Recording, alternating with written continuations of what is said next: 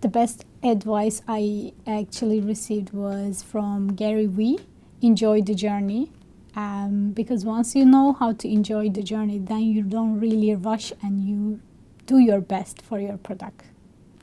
To not worry about the why, the what, the how of the feedback that I'm given, but just to see if there's even a 1% grain of truth.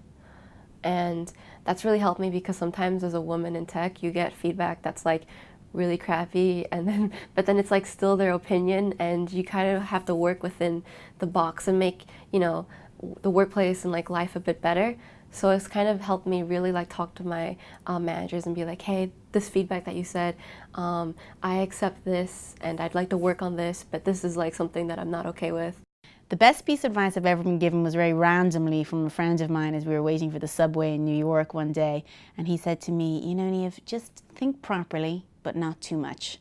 And I'm a bit of a brooder, so I thought it was really helpful to get that piece of advice that kind of basically said to me, think things through, but then just execute. Just go forward and move forward, and don't be afraid of making mistakes. Have a plan, but be flexible. So the plan lets you kind of map out sort of ideas and what you want to achieve, but be flexible so you're not pigeonholed into the one thing.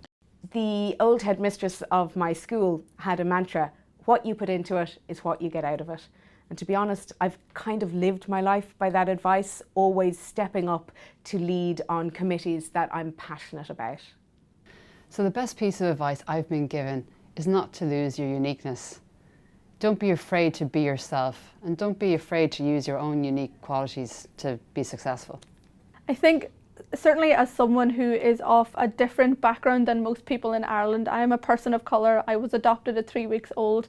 I have an accent that doesn't match my face, and that brings about how you view yourself when you're always the only in the room. And growing up in rural Ireland especially, where there was no other people of colour with the exception of my brother, who was also adopted, it changes how you view yourself as a person. And whenever you throw yourself into leadership positions, you have to learn that success is not always attributed with someone like me, regardless of what I do. And whenever I was starting that kind of leadership that I do, I had spoken to different people in the industry, Mary being one of them. And one of the very clear themes that I was given from different people was, don't listen to the people that don't get it.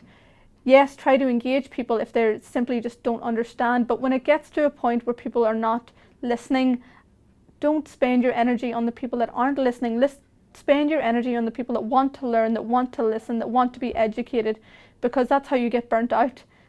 There's only so much one person can do, and it's not on you, me, or anybody else to change the world by ourselves. It's about linking up with people who want to amplify your work and want to help you get to the next stage.